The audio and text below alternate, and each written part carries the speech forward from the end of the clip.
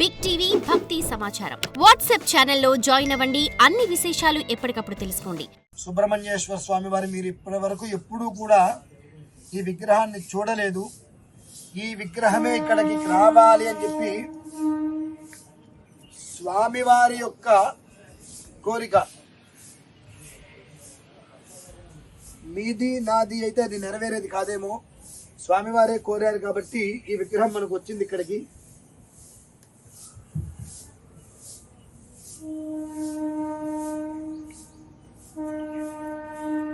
అమ్మవారు వల్లి దేవసేన అమ్మవారు చక్కగా అమ్మవారు పిల్లవాడిని అలా పట్టుకున్నారు.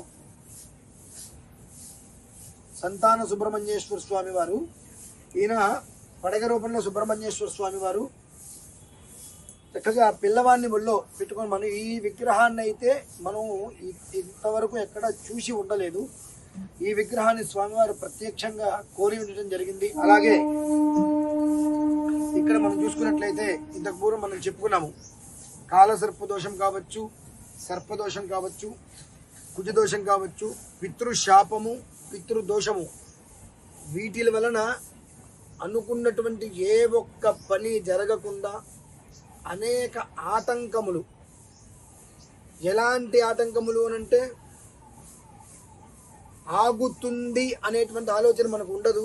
సవ్యంగా జరిగిపోయినాయి కదా అనుకుంటాము. చివరి మూమెంట్కి వచ్చేటికి ఏ కారణం చేత ఆగిందో కూడా తెలియని పరిస్థితులలో అపరిమితమైన ఆటంకాలు వస్తూ ఉంటాయి. వాటి నుంచి పూర్తిగా బయటికి రావడం కొరకు 14 శిరస్సులతో సుబ్బరాయుడుగా ఇక్కడ వెలిచి ఉండాలని చెప్పి స్వామివారు కోరడం జరిగినది.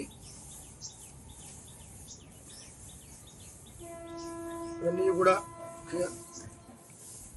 ఈ రెండిట్లకి కూడా కొన్ని అర్చనలు చేయడం జరుగుతుంది మనము.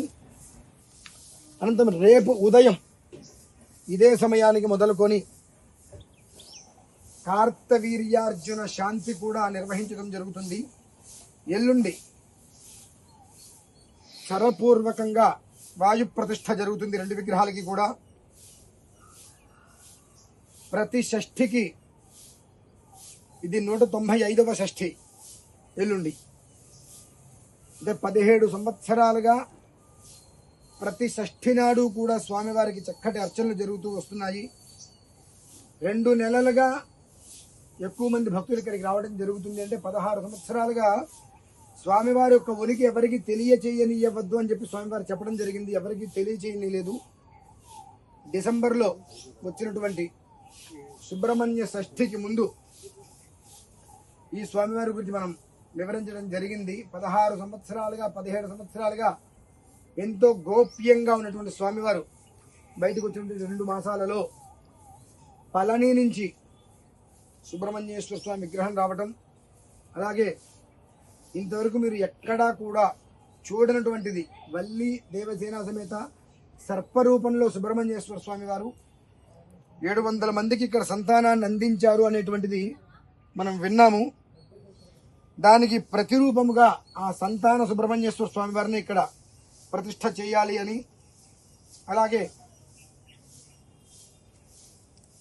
అనతి కాలంలో అంటే ఈ 2 మాసాల వ్యవధిలో వచ్చి స్వామివారి దర్శనం చేసుకొని ఇక్కడ కొన్ని ఆరాధనలో పాల్గొని వెళ్ళిన వారికి వాళ్ళు ఏ ఏ కష్టము ఉండి ఇక్కడికి వచ్చారో వాటికి సంబంధించిన దాంట్లో వాళ్ళకి వచ్చినటువంటి ఒక క్లారిటీ ఏదో జరిగింది మొత్తానికి.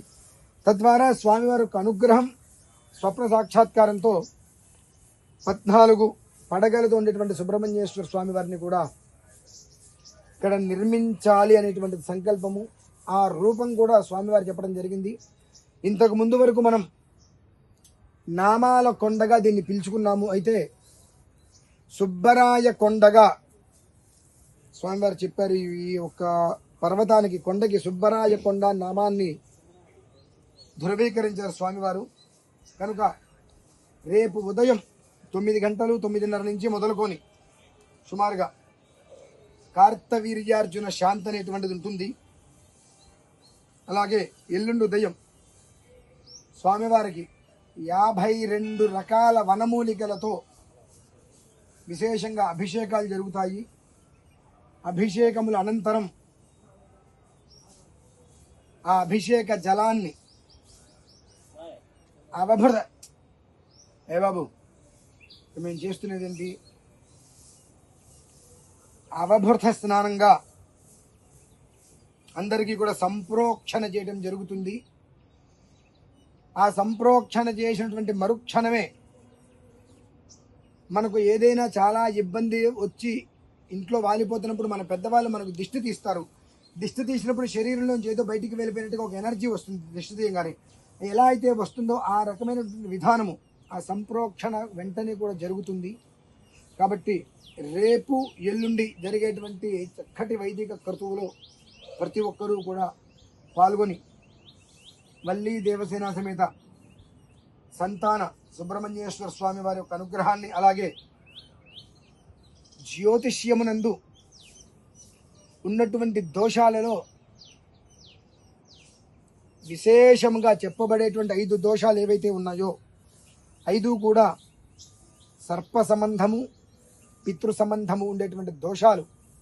ఈ దోషాల వలన వంశం ఉత్పత్తి లేకపోవటము, అనుకున్నటువంటి ప్రతి పని మధ్యలో ఆగిపోవటము, విసుగు చికాకు, అకారణంగా కోపాలు రావటం, దంపతుల మధ్య మనస్పర్ధలు, అన్యోన్యత లోపించడం, కుటుంబాల మధ్య వైరం, ఇద్దరు సఖ్యతగా ఉంటే మూడో వ్యక్తి చెప్పినటువంటి మాటలకు నిజమా అబద్ధమా అనేటువంటిది విచక్షణ లేకుండా బుద్ధిహీనులుగా తయారై విని కుటుంబాన్ని, స్నేహాన్ని, వంశాన్ని కూడా నాశనం చేసుకున్నటువంటి బుద్ధిహీనులు ఎంతోమంది ఉన్నారు మన మధ్యలో. అటువంటి వారందరూ కూడా వారు చేసినటువంటి దోషములు, పాపములను ఏవైతే ఉంటాయో తద్వారా కుటుంబానికి వచ్చినటువంటి ఇబ్బందులను పూర్తిగా నిర్మూలించుకొని పునః సమీక్ష అనేటువంటి దాంట్లో క్షేమంగా ఉండేందుకు వీలుగా ఈ సుబ్బరాయ కొండ మీద ఇక్కడ స్వామివారి యొక్క విగ్రహ చరప్రతిష్ఠ, వాయు ప్రతిష్ఠ అనేటువంటిది జరగబడుచున్నవి. కాబట్టి అందరూ కూడా వచ్చి చక్కగా స్వామివారి యొక్క మహాక్రతువులో పాల్గొనవలసిందిగా కోరుచున్నాము. మరియు ప్రతి షష్ఠి రోజు నాడు స్వామివారికి విశేషంగా కాలసర్ప ఆరాధన, సర్ప ఆరాధన, కుజ ఆరాధన, పితృశాప దోష నిర్వీర్య ఆరాధన, పితృదోష ఆరాధన 5 విధాలుగా ఆరాధనలు జరుగుతూ ఉంటాయి. మన యొక్క ప్రపంచమనందు కొన్ని కోట్ల మంది ఉన్నారు. గురుగారు మనకు ప్రపంచం గురించి వద్దండి, మన దేశంలో కూడా కొన్ని కోట్ల మంది ఉన్నారు. మన దేశం గురించి కూడా మనకు వద్దండి. మన తెలుగు రాష్ట్రాలలో అసంఖ్యాకంగా ఉన్నారు. ఉన్న వాళ్ళలో 20% మంది ఒక రకంగా ఉంటే 80% మంది వారు చేసుకునేటువంటి వృత్తి వ్యాపారాల యందు ప్రశాంతత లేకుండా, ఎదుగుదల లేకుండా, నిరంతరము కూడా నరదిష్టి, నరదృష్టి, నరఘోషలతో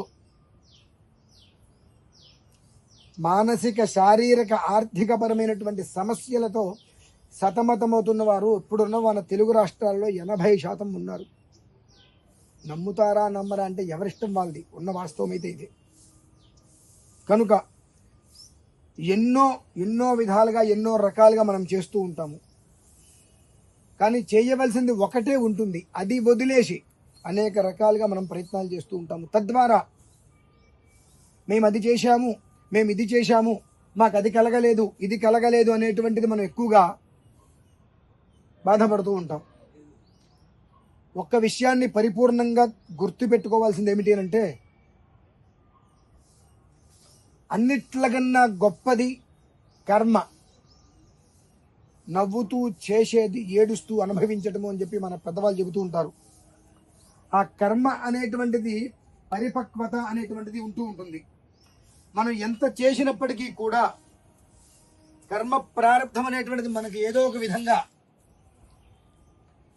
ఇబ్బంది పెడుతూనే ఉంటుంది. మరి కర్మ నుంచి తప్పించుకోవటం ఎలా సాధ్యమేనా? సాధనతో కర్మని మనం దూరం చేసుకోవచ్చు. For more videos like this, subscribe Big TV channel.